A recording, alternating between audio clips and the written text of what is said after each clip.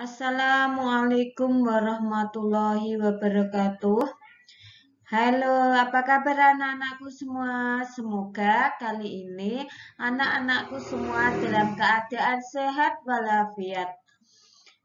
Anak-anak, hari ini kita kembali lagi akan belajar tentang materi PAI, yaitu tentang bersih itu sehat.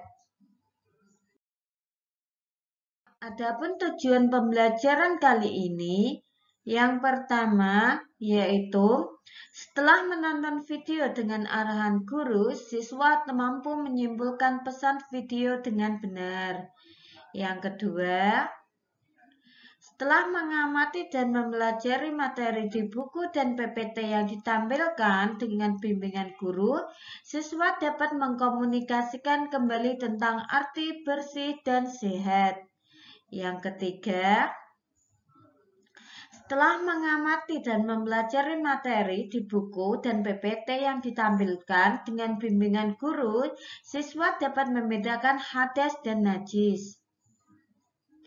Yang keempat, setelah mengamati dan mempelajari materi di buku dan PPT yang ditampilkan dengan bimbingan guru, siswa dapat mempraktikkan kembali tata cara membersihkan badan dari kotoran dan najis. Anak-anak, apa itu bersih? Apa itu suci? Bersih artinya bebas dari kotoran. Suci artinya bebas dari toharoh. Toharoh menurut bahasa yaitu kebersihan atau bersuci. Toharoh menurut istilah yaitu kegiatan bersuci dari hadas dan najis sehingga seseorang diperbolehkan untuk mengerjakan suatu ibadah. Dalam agama Islam, bersih atau suci dibagi menjadi dua, yaitu bersih dari hadas dan bersih dari hadas, yaitu suatu keadaan tidak suci yang menyebabkan seseorang tidak boleh melaksanakan ibadah. Adapun jenis-jenis hadas itu dibedakan menjadi dua. Yang pertama, hadas kecil. Hadas kecil yaitu suatu peristiwa atau kotoran yang menjadikan seseorang tidak suci, sehingga dia harus berwudu atau bertayamum agar menjadi suci. Yang kedua, hadas besar. Suatu peristiwa atau kotoran menjadikan seseorang tidak suci sehingga dia harus mandi terlebih dahulu agar menjadi suci. Adapun contoh-contoh hadas, yang pertama hadas kecil yaitu buang air kecil, buang angin. Yang kedua, hadas besar. Contohnya mimpi basah, haid, dan nifas. Adapun cara mensucikan hadas yaitu hadas kecil, dicuci dengan air lalu berwudu. Yang kedua, hadas besar, yaitu dengan mandi besar. Najis, segala sesuatu yang dianggap kotor oleh hukum Islam yang menyebabkan terhalangnya seseorang untuk beribadah kepada Allah. Adapun macam-macam hadis itu dibedakan menjadi tiga. Yang pertama, najis mukhafafah atau najis ringan. Contohnya, air kencing bayi laki-laki yang belum makan apapun selain air susu ibunya. Yang kedua, najis mutawasitoh atau najis sedang. Contohnya, air kencing, tinja, dan darah. Yang ketiga yaitu najis mughaladhah atau najis berat. Contohnya, jilatan atau air liur anjing.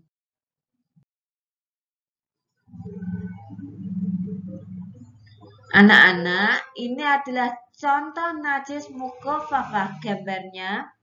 Ya, di situ ada bayi laki-laki yang berumur 2 tahun yang kencing dan hanya minum air susu ibunya saja. Kalau contoh najis mutawasitah itu ada gambarnya darah, tinja, bangkai, dan nanah.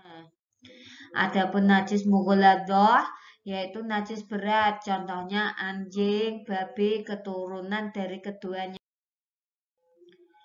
Cara membersihkan benda najis. Najis mukhaffafah.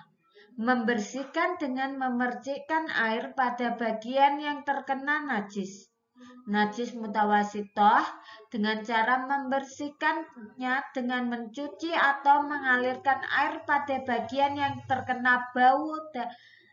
terkena sehingga bau dan warnanya sampai bersih. Najis mughalladah, cara mensucikannya adalah dengan membasuh atau menyucikan dengan air sebanyak 7 kali. Salah satunya dicampur dengan tanah.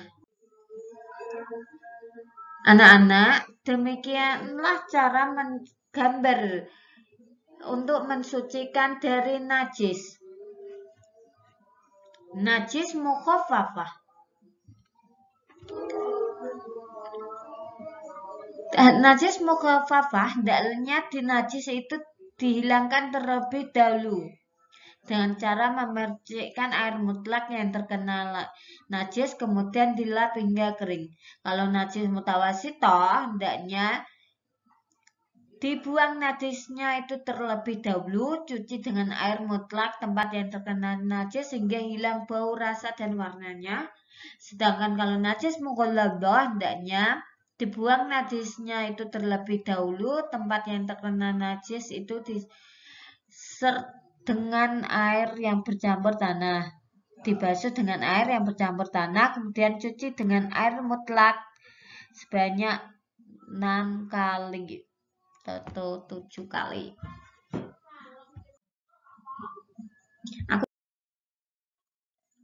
Rukun wudhu. Rukun wudhu itu ada 6. 1. Niat. 2. Membasuh muka. 3. Membasuh kedua tangan sampai siku. 4. Membasuh sebagian rambut kepala. 5. Membasuh kaki sampai mata kaki.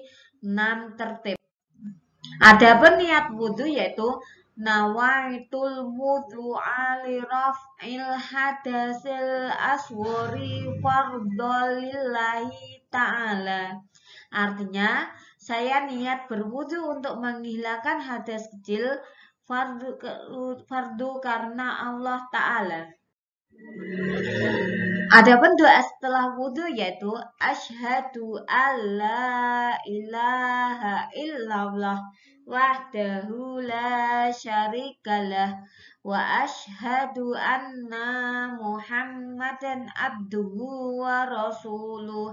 Allahumma ja'alni minat tawwabin waj'alni minal mutatahhirin waj'alni min ibadika sholihin.